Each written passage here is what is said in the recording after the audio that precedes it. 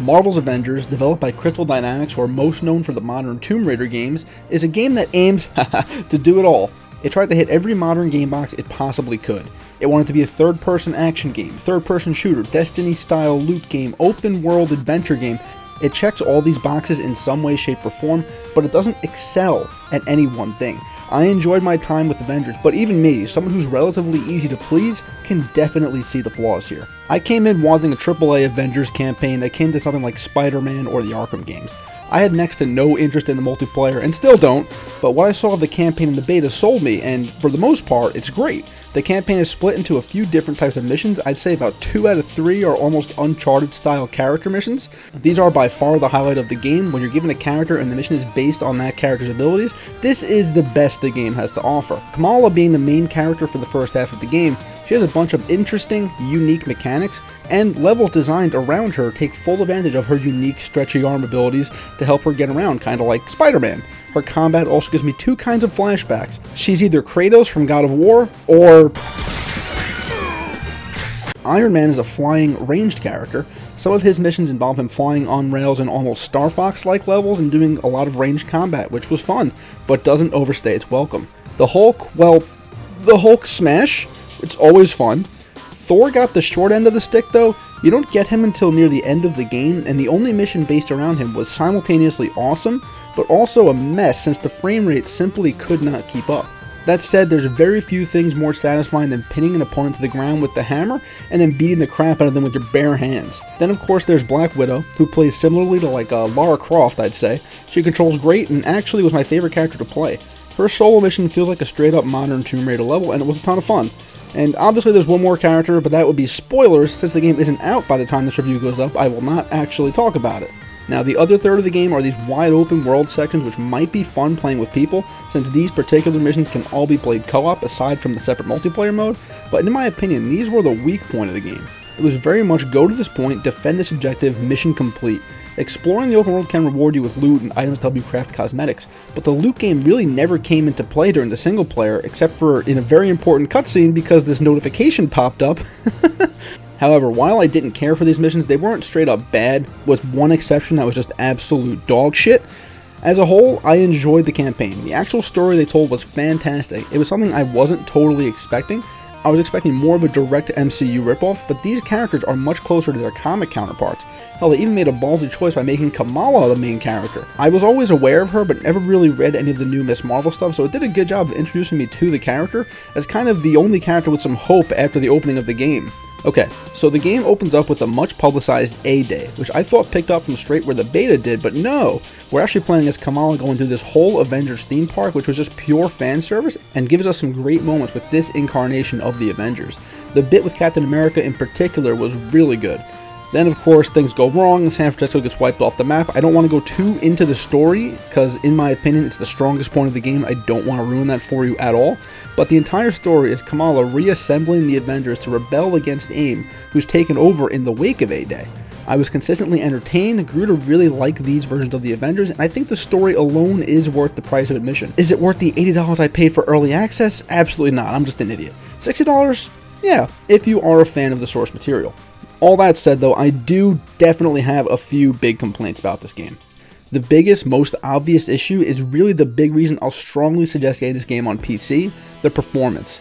The game looks fantastic for the most part, but I was playing on a PS4 Pro in performance mode, and while the first few missions were fine, there were some parts the frame rate just absolutely tanked. And by tanked, I mean single-digit FPS. I actively felt like I was in a slideshow during these parts, people. Particularly during certain parts of the Thor and Black Widow missions. The Thor mission, there was just dozens and dozens of enemies destroying the frame rate, but the Black Widow mission, literally just looking in a certain direction during this one particular part, made the game look like a slideshow. And I wish I could say it was just this, but these frame drops were fairly constant throughout the entire game. While not game-breaking or completely unplayable, it's more than noticeable, and anyone who claims it isn't there is out of their mind.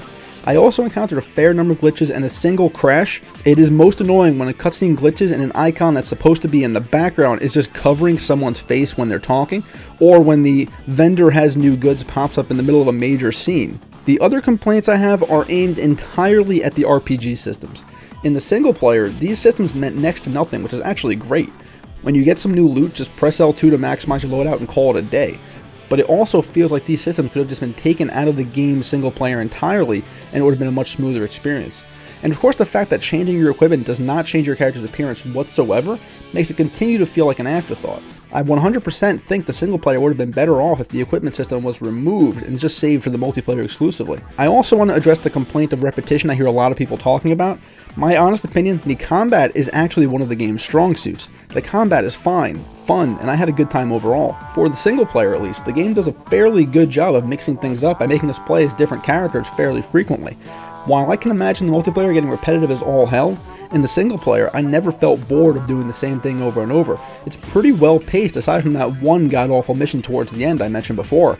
And while we're talking about the negatives here, let me talk about the much discussed monetization in this game. I know some of the bullshit they're pulling here with the battle passes, but in the single player game, I had a hard time even finding the marketplace. It's not this big in-your-face spend money thing. It's in this menu all the way to the bottom of the cosmetics menu. Out of the way and only there if you really want something. I was never tempted for a second to spend money because I got a decent amount of cosmetics just from playing the game. The microtransactions exist. They suck. They are what they are. But I had zero reason whatsoever to engage with them, and neither do you. My only other real complaint is the cock tease of other villains being in the game. They showed Abomination in the beta, so I was under the impression that other villains would appear, like one for each character, but that was really not the case. There were a few boss fights, but very few other villains from Marvel lore appear at all. Possibly they're being saved for DLC or maybe appear in the multiplayer, but in the single player, AIM is the enemy and it rarely deviates from that. I feel like showing Abomination early led people to think there will be other villains, so I was a bit disappointed by that, but the AIM stuff was good enough that it didn't really impact my enjoyment in the long run.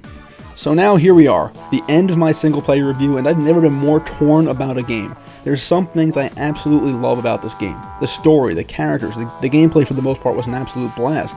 But then there's the performance, shoehorned in RPG systems, the glitches, a few missions that are just pure filler. This stuff can't be completely ignored just because I enjoyed the rest so much. My final score for Avengers single player campaign is 7.5 Captain America shields out of 10. Regardless of the issues, I had a great time and can wholly recommend this game to any Avengers fan as long as they can put up with the shoddy performance or, of course, get it on PC. The story is engrossing and totally sucked me in for its 12-hour runtime. The writing and performances are great. The gameplay is fantastic and varied per character, letting the player play how they want.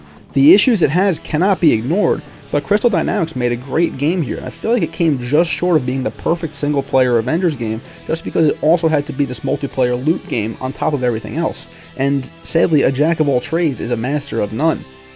And alright guys, that's really it for this review. I know I don't review games often, but I was really excited for Avengers, so I felt like I really had to get my opinion out there on this one. If you guys want more videos like this, let me know in the comments below, because maybe I will do more reviews in the future. And also, let me know your opinion on Avengers, because I know this game gets a lot of flack for like its microtransactions and its bad press and its corporateness, I guess.